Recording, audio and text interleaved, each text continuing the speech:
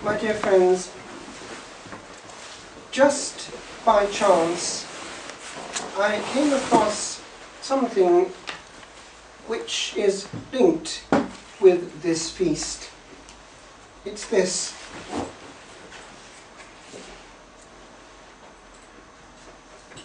Can anyone see what it is from where you are?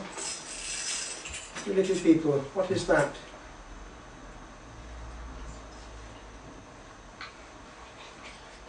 That's right.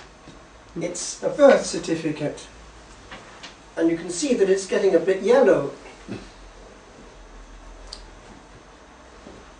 The year is 1953.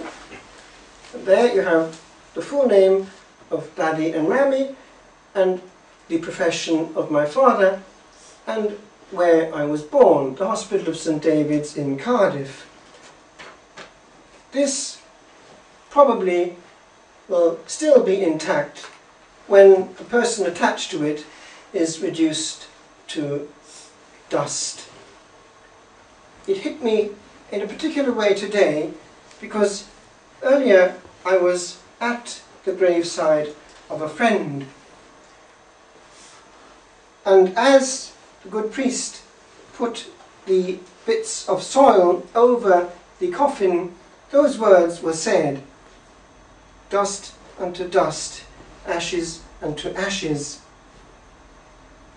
And one has there the end product of what we just looked at there. And in between is what we're doing right now. Today, perhaps tomorrow, perhaps the day after, until also we end up in the same hole. It was actually something which I thought about as we said goodbye to our dear friend, whose wife is one of my main supporters in this little hermitage. Just the other day, out of the blue, she had phoned and said, "Come over." The husband was not the least bit ill, but she wanted the whole house, children and all, blessed and confessed. And so they all went through the sacraments, including the good husband who would be going anyway. But then, just afterwards, very shortly afterwards, another phone call came from his daughter. Her father was dead, went to sleep and didn't wake up again. That is the fragility of our existence. And as I thought on this, it hit me. What one does on this side of the grave is actually not all that important compared with that question of the last moment, which decides all moments forever and ever.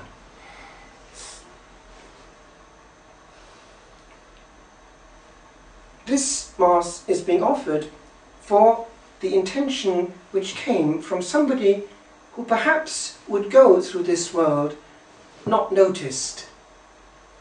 You know who it is. He's one of your family. Your cousin Ryan, who is very seriously handicapped, cerebral palsy, and only his mother and father really understand what he's saying. And they were the ones who were able to tell us what he wanted. He wanted the holy sacrifice of the Mass celebrated for all those who are poorly. Those were his words. And then there was a second demand. No, he wanted to correct it.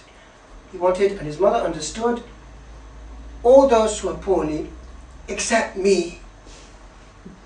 He wanted for all the others. And I thought to myself, that is a hidden gem. Now, when it comes to that last moment, when we're there in our tomb, there's a complete reversal of values.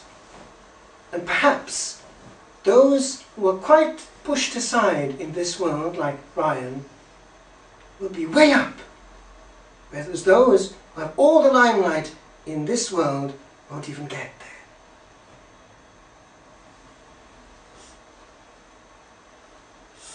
what I want to share with you today is something very specific. It's something which I've been thinking about quite a lot over the last months. It's the way we go through life, causing healing or pain. Because each of us, wherever we are, every day can cause healing or pain. There's one thing I want to concentrate just for a few seconds today. It's this. The weapon the Lord has given us for causing healing and joy and consolation. It's the sacrament of the soul, which is the body. Because there is one thing that we can do through life which is very, very simple and can make a lot of difference in any situation. It's knowing how to heal with our body. That element of communicating warmth and love and consolation through the simple use we make of our body. One can, without saying a word, make a difference in a person's day through the way we handle our body. First of all, the face. The smile is a universal healer. But there is more. There are simple healing touches, little hugs that are permitted and wanted by the one who invented them, who made our body and wants us to use them. Think, as you're going through life, how you can express warmth and healing on the part of God for another part of humanity. I've got a little picture here.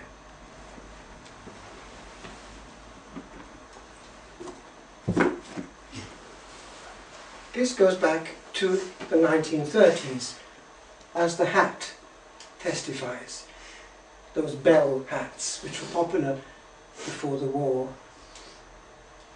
That was her pet dog, which had just won a prize. And she's very proud of him.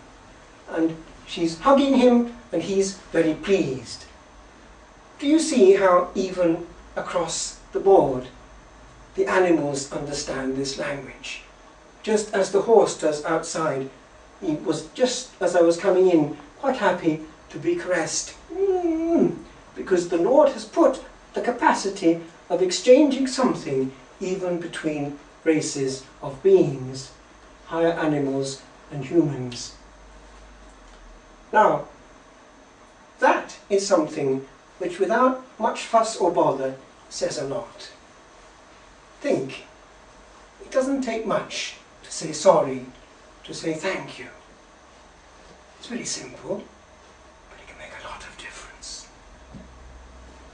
I'll just finish with something linked.